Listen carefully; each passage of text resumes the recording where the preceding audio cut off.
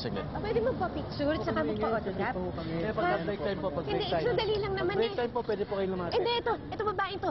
Giselle, halika dito. Ito, anak ko Kilala mo to? Oo, siya po yung nanay ko. Nanay mo? Opo, nanay ko po. Sa'yo eh, pwede kung pumasok eh. Ma'am, Adriana, ang ganda-ganda mo talaga. Pwedeng Thank you, magpa-autograph at saka magpa-picture sa'yo. Pwedeng mamaya na lang kasi may gagawin pa ako eh, ha?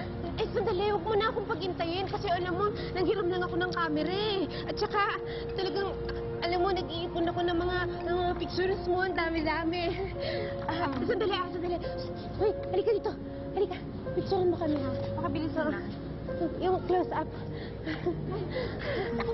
Doon ka nga. Tik dito. Close-up ha. Ang ganda ha. Okay na. Salamat. Patingin ko. Ay, sandali lang. Ano ba? Lang ako. Sige na. Ano nang ayoko nga? Sige mo nga. Isa lang. Papa-autograph. Ano nang ayoko nga sabi? Ang kulit mo naman eh. Thank you at pinili mo ang clinic namin. Of course naman, doktora. Ni-refer ka nung kaibigan ko at mukhang hindi naman ako nagkamali. At saka, marami na ako narinig na magandang feedback sa clinic mo. Well, actually, Dr. Arman Galliano might endorse us. Malapit na namin ma-close ang endorsement deal na yon. Willing akong taasan pa ang offer, Arman. Name your price. Ano, huwag kang padalos-dalos. Baka mamaya magtaas ako ng presyo. Nasabi sa akin ni Giorgio yung tungkol sa nangyari sa inyo. Regarding your wife. I'm sorry. Alam mo, mahal na mahal ko ang asawa ko. Tapos ito pa igaganti niya sa akin. Kalahati ng assets ko gusto niya pa makuha.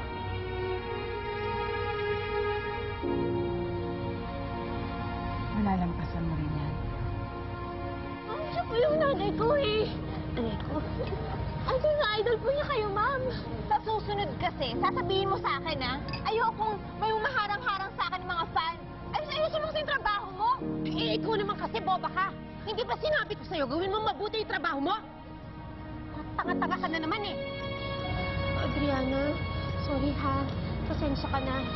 Sa susunod kasi, huwag kang basta-basta lumalapit sa akin. Sorry po, ma'am.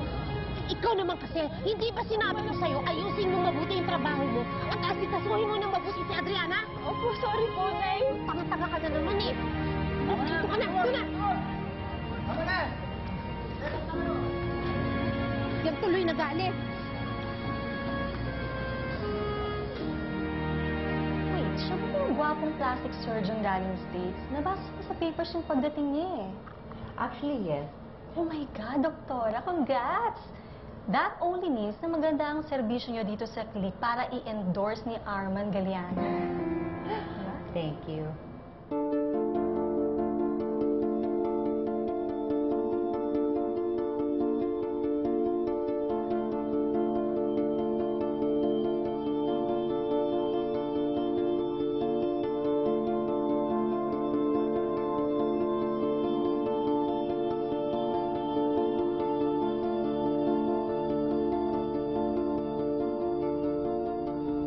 Sino ka ba talaga, Natalia? Bakit ka laging sumasagi sa isip ko?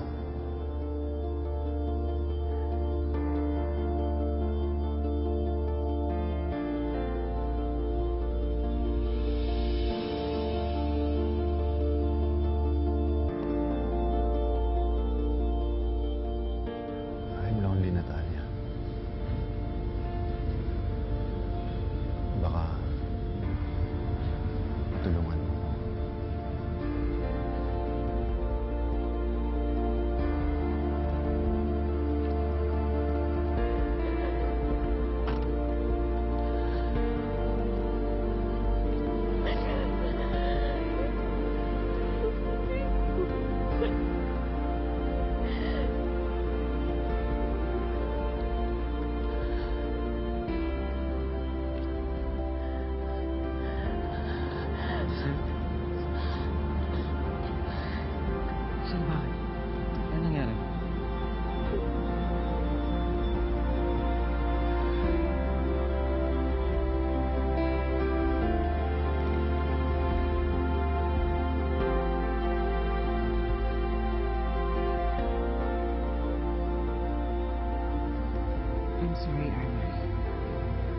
hindi kita matutulungan sa bagay niya.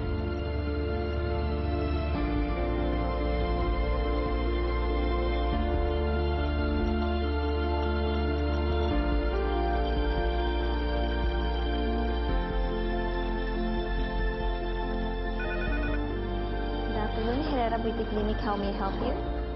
Pwede ko bang makausap si Doktora Natalia Herrera?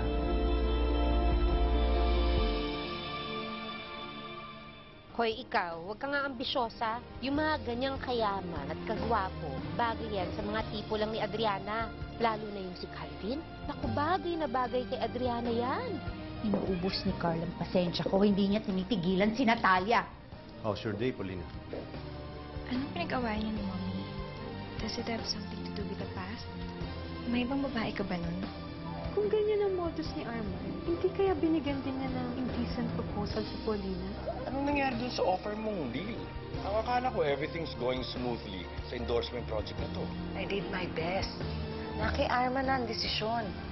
Kunin mo ang direct line ni Paulina. Congratulations.